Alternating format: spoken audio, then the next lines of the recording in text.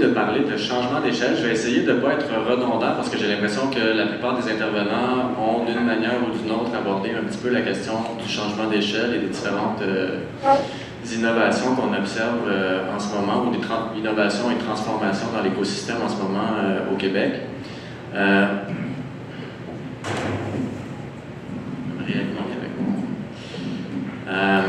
Donc, j'aimerais qu'on définisse ensemble peut-être ce que c'est le changement d'échelle puis ce que ça veut dire dans la vraie vie, parce que ça fait des années qu'on en parle. Moi-même, avant d'être directeur général de l'achat depuis 2 ans maintenant, j'entendais parler de ce concept-là de changement d'échelle en économie sociale pour le logement social, le logement abordable. Et de plus en plus, aujourd'hui, on parle de la cible de 20 %, donc je vais en parler un petit peu tantôt.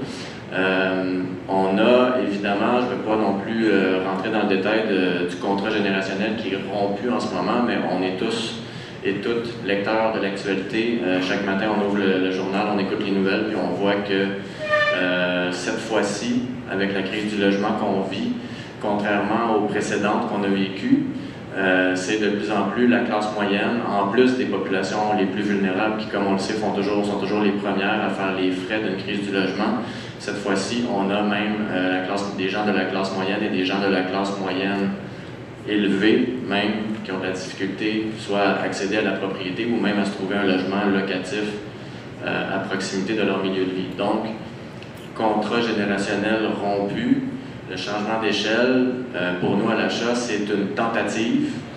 On pourrait dire presque, certains diraient peut-être une dernière tentative. Des fois, on a l'impression qu'il est minuit moins une.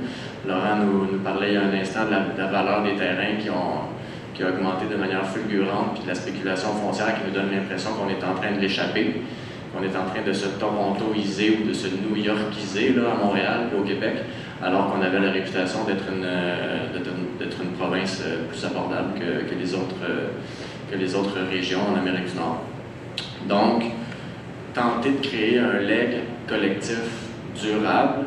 J'ai même plugué la logique d'infrastructure de Marie-Sophie, donc vous avez la preuve que j'ai travaillé sur le PowerPoint il y a quelques instants. Le logement social a été... En fait, le logement social est marginal au Québec, au Canada, en Amérique du Nord. On a une tradition qui a placé le logement social dans une petite boîte à côté, puis qui a été marginalisé comme une espèce de produit spécifique pour les pauvres. Alors qu'on observe de plus en plus au Québec, depuis quelques années, on étudie des modèles européens où on voit qu'ils ont réussi à implanter des logiques de volume, puis à faire du logement social une véritable infrastructure collective, sociale. Donc, on va en parler un petit peu. Il faut, donc, le changement d'échelle, c'est quoi? Pourquoi? Bien, il faut le démarginaliser, le logement social, sous toutes ses formes, logement à but non lucratif. Toutes les définitions sont bonnes, hors marché, social, abordable, à but non lucratif, non spéculatif. Il y a plein de définitions, mais il faut donc démarginaliser ces différents modèles-là de logement non spéculatif. Le démarginaliser, ça va vouloir dire ajouter des zéros en dollars d'investissement. Je vais en parler un petit peu, mais pas tant que ça, parce que tout le monde a parlé d'argent, je vais parler moins d'argent, moi. Je vais essayer d'être complémentaire à ce qui a été dit. Donc, ajouter des zéros en dollars, puis ajouter des zéros en force humaine, en capacité humaine ou en main-d'œuvre, pour repérer un parc de logement qui va être plus grand, puis pour en développer aussi des centaines et des milliers par année. Donc, pour nous, il n'y a pas de solution unique, il n'y a pas juste l'argent de l'État qui manque à l'équation pour qu'on arrive à opérer ce changement d'échelle-là. Il faut renouveler une posture entrepreneuriale, donc de l'entrepreneuriat social, renouveler le partenariat avec les pouvoirs publics dans une logique d'engagement coordonné de l'État. Donc, il y a le fédéral, il y a le provincial, il y a les municipalités. Il faut que nous, dans l'écosystème, en économie sociale, on soit capable de se positionner comme des partenaires des pouvoirs publics, pas juste de leur demander de l'argent, mais de leur offrir en échange des manières nouvelles de travailler aussi, puis de maximiser les impacts. Donc, partenariat public collectif, ou le PPC, si vous voulez. La cible de 20 %, je suis toujours sur la définition pour qu'on s'entende sur ce que c'est un changement d'échelle au Québec à partir de où on est aujourd'hui. Si on voulait le faire en un claquement de doigts, ça voudrait dire 170 000 logements à but non lucratif de plus dans notre parc au Québec. Salutations à Émile qui est ici, notre gestionnaire et analyste de données, qui travaille depuis des mois pour chiffrer cette fameuse cible-là de 20% par municipalité, par arrondissement aussi à Montréal. Quand on tient compte des prévisions de croissance démographique et des prévisions de croissance dans le parc de logements privés, puis qu'on amène ça à 2030, ça voudrait dire 239 000 logements à but non lucratif de plus à livrer d'ici 2030. Benoît Dorel l'a dit ce matin, évidemment, ça ne veut pas dire construire 239 000 logements, mais ça voudrait dire, pour atteindre 20% des parts de marché, de grossir le parc actuel de 239 000 logements. On a construit dans les dernières années, grosso modo, 2 000 par année au Québec. Ça voudrait dire de passer de 2 000 par année à 39 000 par année d'ici 2030. J'avais hâte à ce silence-là. Donc, si dans le modèle actuel de financement public, à 200 000 de subvention par logement, puis là, 200 000 c'est conservateur. Il y a sûrement des gens dans la salle qui diraient hey, « ouais, c'est plus de 150, 300, c'est possible. » Ça veut dire 7,8 milliards de subventions par année. Irréaliste. On est d'accord. On aurait beau avoir les gouvernements les plus à gauche qui rentreraient au pouvoir, on n'aura pas ça. Donc, ce que ça veut dire pour nous, c'est qu'il faut maximiser l'impact de chaque dollar public et privé qui est investi dans la croissance du parc de logements à but non lucratif. Je n'ai pas dit d'entrée de jeu, mais pour nous, évidemment, une des solutions à la crise du logement, c'est l'économie sociale, c'est la croissance du parc. Là, ça a été dit par à peu près tous les intervenants, mais je pense que vous comprenez par ma présentation qu'on adhère aussi à ce principe de base-là qu'il faut changer d'échelle dans le logement à but non lucratif. Donc, maximiser l'impact de chaque dollar investi dans une classe d'actifs infrastructure immobilière, ça veut dire additionner les leviers financiers pour capter ou pour créer un maximum de valeur collective. Là, je vais passer rapidement là-dessus parce que c'était la job des autres intervenants avant moi de parler des outils de financement, puis c'est un dossier très technique, très compliqué. Je ne suis pas un économiste, moi non plus. Donc, évidemment, il faut augmenter la part de capitaux publics, la part de capitaux privés. Par exemple, on parle de plus en plus de capital patient, de philanthropie, etc., etc. Donc, il y a de plus en plus d'acteurs quand même qui veulent contribuer à ce fameux changement d'échelle-là. Je pense qu'on est dans une période historique au Québec où les groupes se questionnent, les groupes privés et les prêteurs se questionnent à savoir comment, quels sont les meilleurs outils, mais ils veulent. Donc, on est quand même au Canada, là, on est dans un pays de l'OCDE qui est riche, on a des capitaux, il faut les canaliser vers ce modèle-là. La rotation de l'équité, pour nous, c'est un levier super important qu'il faut mettre de l'avant. On va y revenir un petit peu, mais de créer de la valeur, puis d'utiliser cette valeur-là dans le temps, faire du développement en continu, faire tourner le dollar qu'on investit aujourd'hui. La question qu'on pose, c'est le dollar qu'on met sur la table aujourd'hui, il va être rendu où dans 5 ans, dans 10 ans, dans 15 ans? Bon, c'est une question importante. La fiscalité, évidemment, les pouvoirs, que ce soit les municipalités ou le gouvernement provincial, fédéral, il y a des outils de fiscalité qui peuvent être utilisés. L'accès aux fonciers sous la JVM, la juste valeur marchande, donc on vient d'avoir le cours 101 de Laurent. Et aussi l'aide à la personne. Il y a des dollars qui sont mis par les pouvoirs publics pour aider les personnes qui habitent aussi le logement et qui peuvent être des sommes évidemment captées par des OBNL, des coops ou des sociétés parapubliques. D'ailleurs, j'en profite pour vous mentionner, je ne me rappelle plus qui l'a dit, je pense que c'est Marie-Sophie, mais on est d'accord avec le fait que l'aide à la personne devrait être canalisée 100% vers des logements à but non lucratif. Donc, j'en arrive un petit peu plus à la couleur achat, puis au volet un petit peu plus entrepreneurial qu'on m'a demandé de présenter aujourd'hui.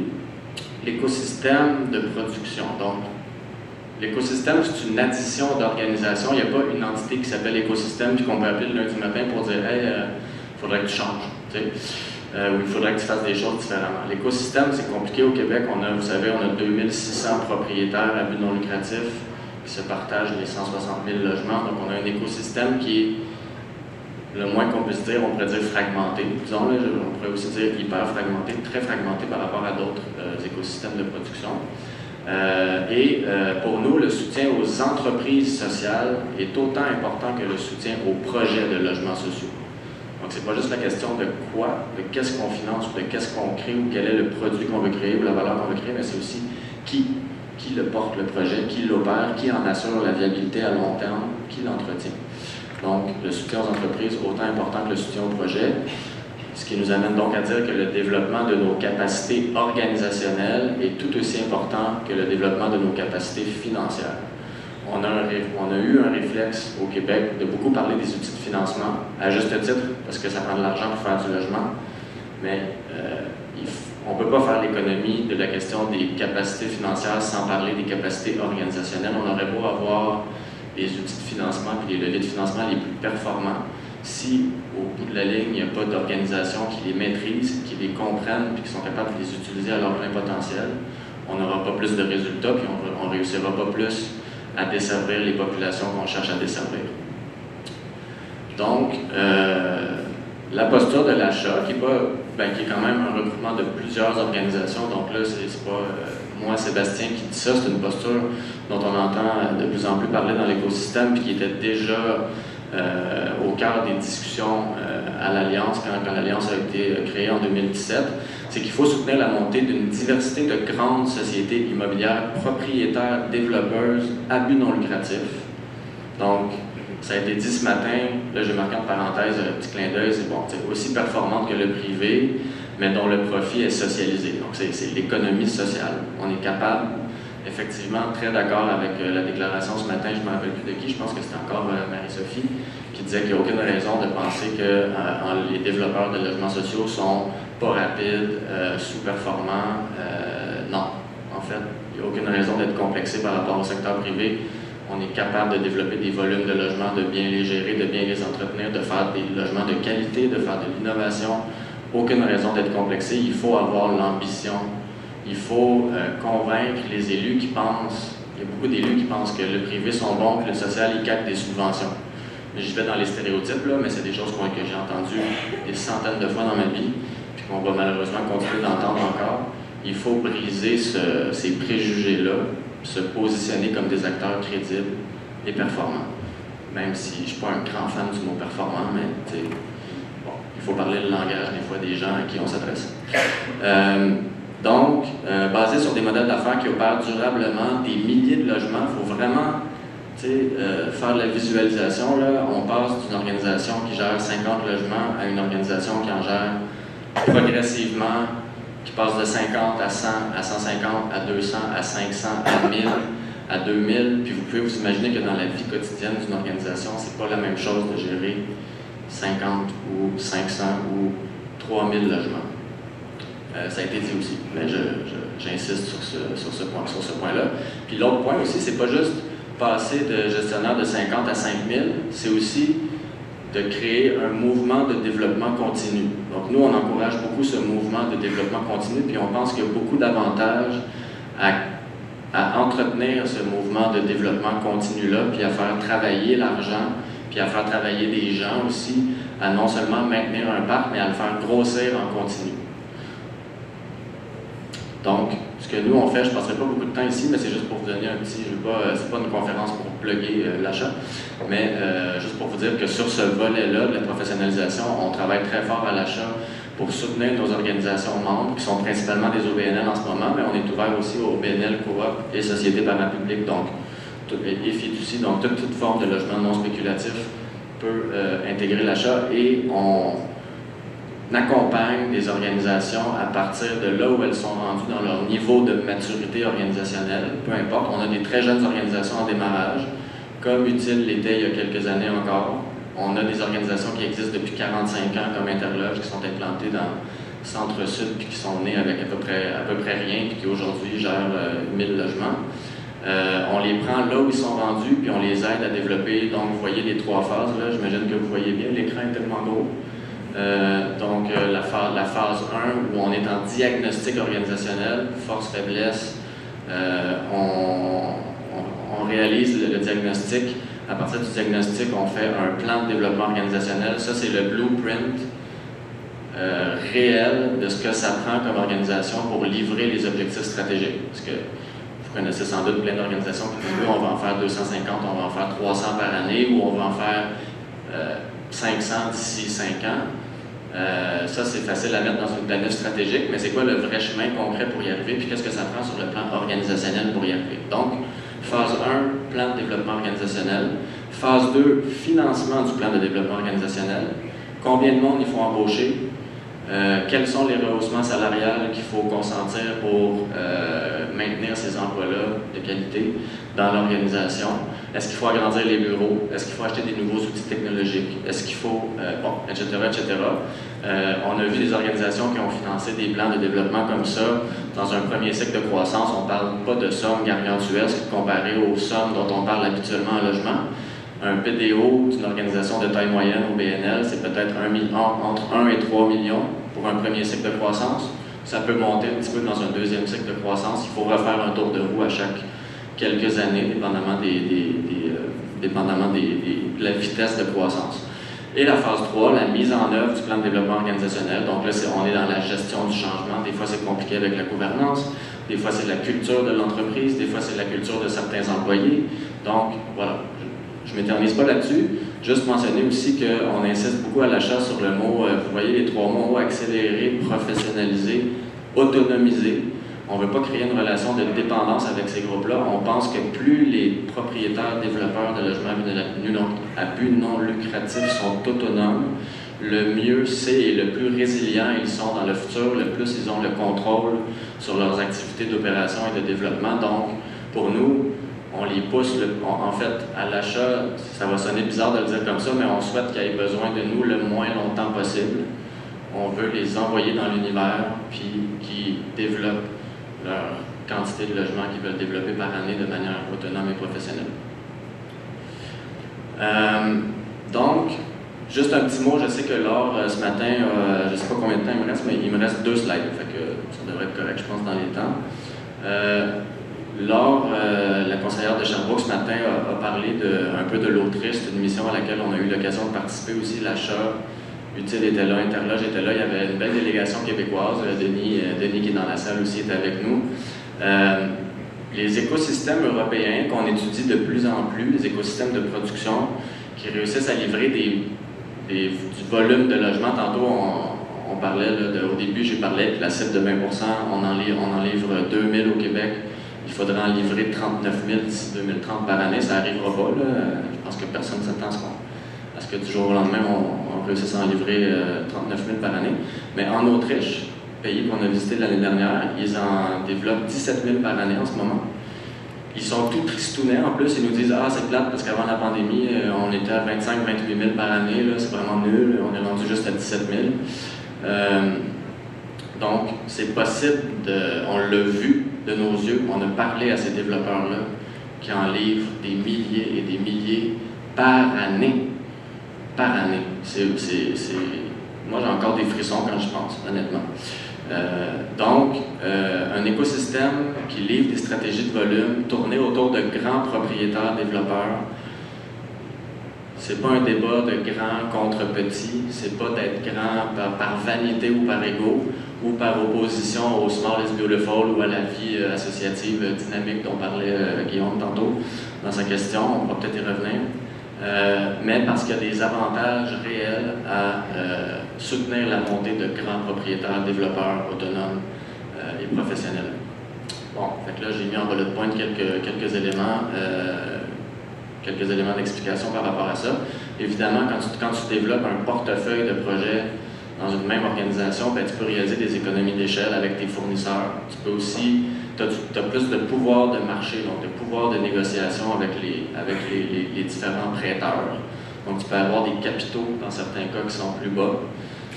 C'est quelque chose qu'on a observé en Autriche. Tu peux avoir des fournisseurs qui vont te faire des prix de gros parce que tu garantis un certain nombre de volumes par année. Donc, on en a parlé un petit peu aujourd'hui, les coûts sont très élevés, les coûts ont tendance à augmenter, on n'a pas toujours le contrôle sur certaines choses, il y a des éléments macroéconomiques qui font qu'on le veuille ou non, les coûts vont augmenter, mais c'est un des leviers importants, puis c'est un des avantages d'avoir une grande société qui fait du volume, ben on va pouvoir, dans certains cas, tenter de réduire, puis réussir à réduire les coûts de logement, puis pour une société immobilière à but non lucratif, réduire les coûts, ça veut dire potentiellement plus d'abordabilité pour les locataires. Donc, ça ne veut pas dire plus de profit pour un PDG qui s'en va sur son yacht dans les Caraïbes. Ça veut dire plus d'abordabilité pour les locataires ou plus de développement, plus de projets, plus de logements pour répondre aux besoins. Donc, économie d'échelle, c'est non négligeable comme avantage quand on pense à des grandes sociétés immobilières à but non lucratif.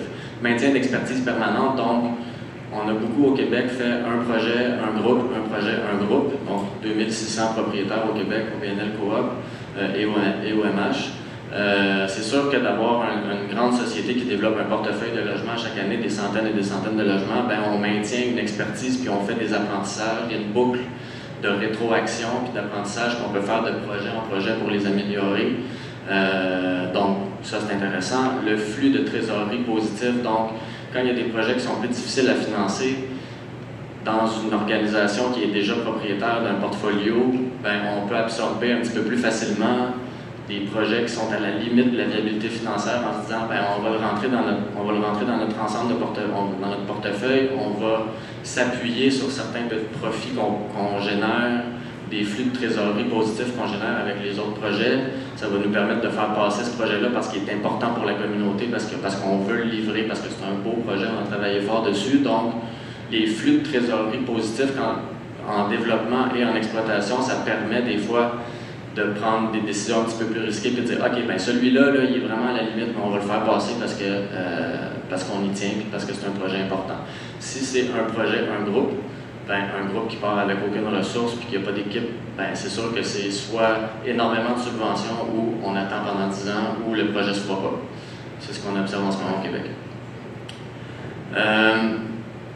La boucle de rétroaction, je l'ai dit, la capacité de valorisation foncière, je ne vais pas vous revenir là-dessus, Laurent vient d'en parler pendant une demi-heure, mais le principe de rotation de l'équité, c'est très important pour nous de créer un actif, une valeur que le groupe peut réutiliser puis réhypothéquer au fur et à mesure, pas juste pour développer des nouveaux projets, mais pour financer son développement organisationnel ou pour financer son maintien d'actifs puis financer des travaux dans l'entretien du parc aussi à long terme. Donc l'équité, le principe de rotation de l'équité est très intéressant pour les développeurs.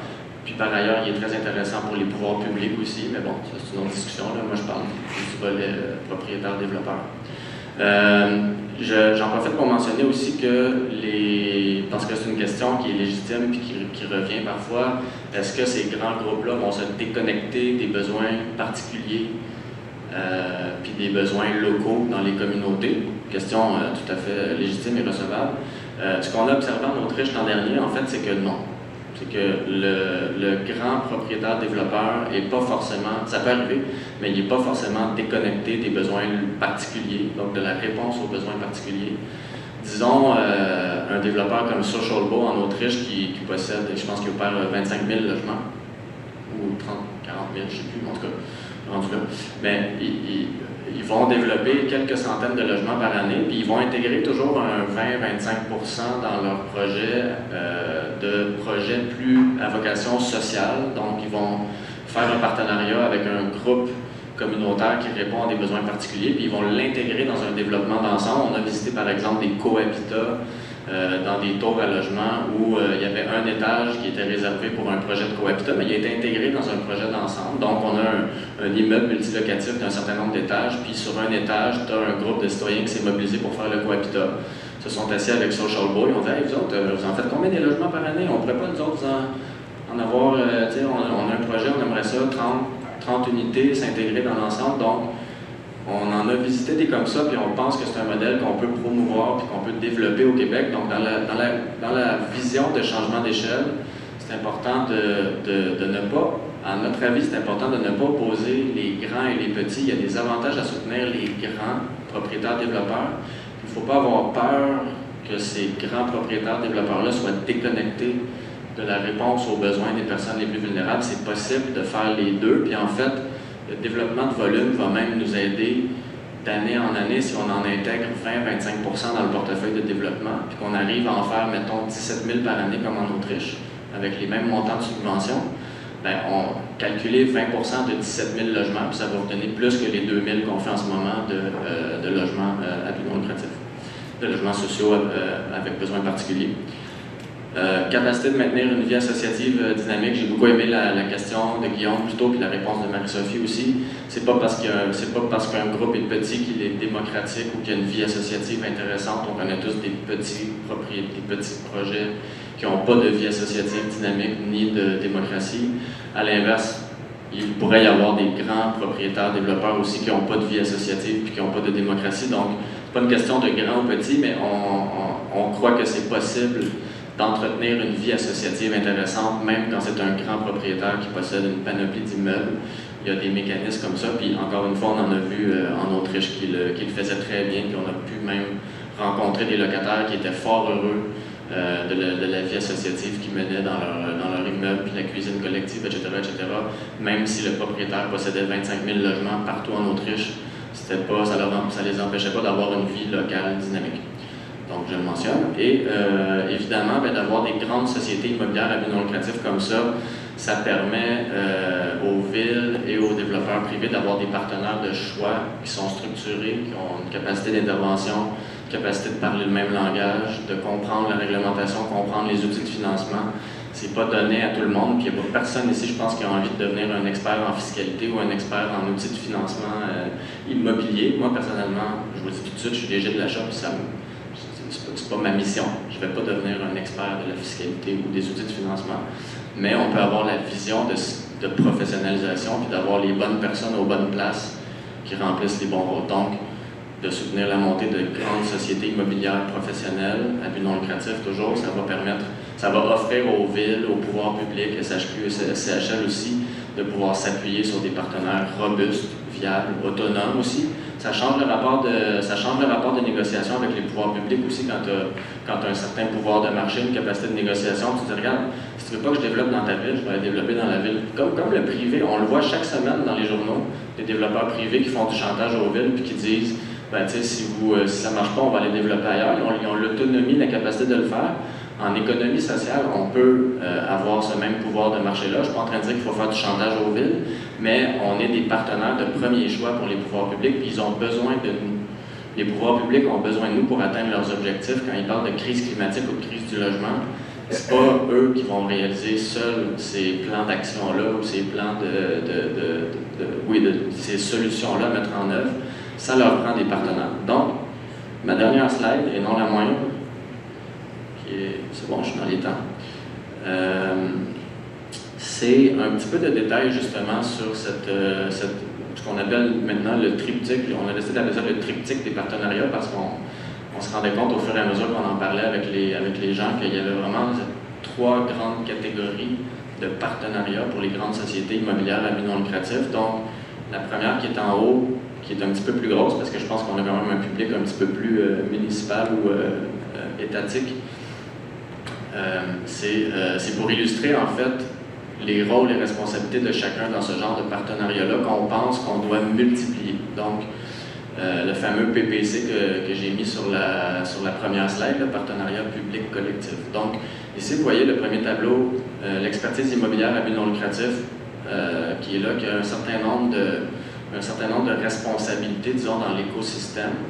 Puis à gauche, on a l'expertise municipale qui a un certain nombre de leviers d'action et qui peut aussi se positionner en partenaire. Donc, on les place vraiment les deux à égalité. C'est pas l'OBNL ou la coop qui est en dépendance de la municipalité ou qui est en dépendance de d'autres partenaires. C'est un partenariat d'égal à égal avec des responsabilités différentes. Donc, ici, vous voyez, la grande société immobilière peut être en charge de faire le lien avec la communauté. Donc là, j'ai mis partenariat communautaire, de s'asseoir avec les communautés, puis les GRT ont fait ça depuis toujours, puis continuent de le faire très très bien. Donc d'être connecté aux besoins locaux, les besoins dans les quartiers, c'est super important. Puis c'est pas toujours le rôle de la ville d'aller identifier c'est quoi les besoins à chaque coin de rue. C'est la job des groupes à but non lucratif, communautaires et des développeurs immobiliers qui font du logement social et abordable aussi. Les partenariats privés, même chose, on est capable d'aller s'asseoir avec un développeur privé qui est propriétaire, par exemple, d'un ensemble, puis de s'assurer à ce que ce projet-là réponde aux différentes politiques publiques de la municipalité, puis intègre à même son projet un certain nombre de logements à but non lucratifs. Le financement, les programmes techniques et fonctionnels, l'exploitation du projet à long terme. Donc, on a l'expertise là. C'est pas la ville qui va gérer les logements, c'est des OBNL, des coops ou des parapublics. Du côté municipal, bien, on peut fournir des terrains en dessous de la juste valeur marchande. C'est un des leviers super importants et intéressants pour nous. Il peut y avoir un appui financier, que ce soit sur la fiscalité, les subventions, les prêts, les tarifs différenciés, etc., etc. Je ne rentre pas dans les détails. Un appui logistique aussi, ça a été mentionné. Donc, l'émission des permis, on le sait, en développement immobilier, le temps, c'est de l'argent. il y a toutes sortes de mesures opérationnelles aussi qui peuvent être prises pour la municipalité pour soutenir les sociétés, pour soutenir le développement du logement à but non lucratif et les organisations qui en développent aussi. Le deuxième tableau, c'est le modèle de partenariat immobilier communautaire. Donc, c'est pas tous les groupes communautaires qui offrent des services à des populations vulnérables ou qui offrent des services communautaires à des populations qui ont des besoins particuliers, qui veulent devenir propriétaires et gestionnaires d'un immeuble. Dans certains cas, il y en a qui le veulent, puis c'est pas correct. Mais dans certains cas, il y a des groupes qui préféreraient ou qui auraient préféré, il y a 10 ans ou il y a 15 ans, quand ils ont pris la décision de devenir propriétaire d'un immeuble, de laisser ça à quelqu'un d'autre, puis de se concentrer sur leur mission d'aide à la personne. Donc, ici, ce qu'on dit, c'est qu'il n'y a pas de modèle unique, mais une des options qui existe déjà, puis vous avez à la droite de l'écran des petits bullet points avec des exemples d'organisations immobilières puis d'organisations communautaires qui ont fait des alliances, qui ont fait des partenariats pour pouvoir développer des logements avec des services particuliers. Par exemple, Interloge et Maire avec Pouvoir, Chapem avec Parole d'Exclus, entre autres, mais il y en a d'autres partenariats comme ça. Bon, vous les voyez, je ne les nommerai pas tous. Il y a même des modèles de copropriété qui ont été développés, par exemple Solide à Verdun l'an dernier, je crois, ou il y a 2 ans. Copropriété avec le Centre des femmes de Verdun. Puis c'est Solide qui s'occupe de la partie très passionnante, vous serez tous d'accord, de la gestion immobilière, perception des loyers, entretien des immeubles, réparation des toilettes quand ça ne marche pas. Bon, tu sais, il y a une partie de gestion immobilière, c'est un métier, c'est une certaine expertise aussi que ça prend, puis c'est pas tous les groupes communautaires qui ont envie d'exercer ces activités-là. Donc, ici, vous avez le modèle partenariat immobilier communautaire, où, toujours dans une logique de changement d'échelle, c'est possible de multiplier. On pense que c'est possible de multiplier ces partenariats-là. Puis on pense que le milieu communautaire qui a tellement de besoins en ce moment, on en entend parler, les besoins ont explosé, ils sont à bout de souffle, ils n'ont pas de ressources, ils n'ont pas d'argent, ils ont besoin d'aide, de pouvoir venir s'appuyer sur des sociétés immobilières professionnelles, autonomes. On pense que ça peut contribuer à faire partie de la solution puis à développer plus d'offres en matière de logement pour ces groupes-là qui ont besoin d'offrir du logement. Et le dernier, j'arrive au bout de mon temps, c'est les partenariats immobiliers secteur privé. Donc, on a des pouvoirs publics qui nous incitent de plus en plus à faire des partenariats avec le secteur privé. On a vu, bon, il y a le règlement 2020 à Montréal, il y a le FAC qui s'est ouvert aux développeurs privés, bon, avec toutes les critiques qu'on peut avoir par rapport à ça. Nous, on pense aussi, là, ça a été dit plus tôt, mais du logement abordable, c'est du logement à but non lucratif. Là, de l'abordable dans le privé, c'est pas leur mission, puis c'est pas durable, puis on n'y croit pas du tout. Mais par contre, on pense qu'il y a des partenariats possibles à faire avec les développeurs privés. Le développement immobilier, puis le développement de notre parc de logements au Québec, la locomotive du développement, c'est le secteur privé. Ça l'a toujours été, ça l'est encore en ce moment. 95% de notre parc, c'est un parc privé, puis le développement qui se fait en ce moment, c'est du développement privé principalement. On se rappelle 2000 logements sociaux par année, c'est à tout casser, c'est vraiment marginal par rapport à ce qui se développe à chaque année en logement privé. Donc, on pense que de soutenir la montée de grandes sociétés immobilières à but non lucratif professionnelles qui sont capables de s'asseoir avec ces groupes-là, peut-être pas tous, peut-être qu'il y en a qui sont infréquentables là-dedans, mais il y en a quelques-uns qui sont parlables. On peut s'asseoir avec eux, puis on peut développer des partenariats pour grossir notre parc de logements à but non lucratif aussi. Donc, ce n'est pas une solution. On n'est pas en train de dire que pour changer d'échelle, il faut absolument faire des partenariats avec le secteur privé, mais on pense que c'est une corde à ajouter à l'arc parmi toutes les autres cordes. Puis évidemment qu'on souhaite toujours développer des projets à 100% à but non lucratif sur des terrains ou dans des secteurs en développement. On aimerait beaucoup, comme en Autriche, quand on développe des nouveaux quartiers de 40 000 nouveaux résidents à Vienne qui sont en train de finir, sont rendus à 70% de complétion, que ce soit 75% de logements à but non lucratif. Mais la réalité, c'est qu'on n'a pas le market power aujourd'hui, qu'on n'a pas l'écosystème de production assez autonome et assez fort pour le faire avec la capacité de subvention de l'État en ce moment. Donc, il faut pouvoir s'asseoir de professionnel à professionnel avec des développeurs privés, puis faire des deals, puis augmenter les parts de logements à but non lucratif dans ces développements-là, puis capter une partie de ces capitaux-là, puis de cette valeur-là qui est actuellement entre les mains du privé, Il y en a beaucoup qui ont de l'intérêt pour le faire et qui veulent contribuer. Il y en a beaucoup qui n'ont pas le choix non plus, là, les investisseurs ESG, tout ça. Bon, tu sais, il y a une pression. Il y a une pression sur nos épaules en économie sociale pour en faire plus. Il y a une pression sur les épaules du secteur privé aussi d'avoir un rendement social puis environnemental. Donc, ils ont besoin, le secteur privé en ce moment, ils ont vraiment envie d'avoir un écosystème comme en Autriche, avec des développeurs capables de s'asseoir avec eux et de dire, ben oui, on est capable, on va embarquer avec vous, on va en faire dans un projet de 1000 logements, on va en faire 500 puis non lucratifs avec vous. Donc, il y a de l'appétit pour ça aussi du côté du secteur privé.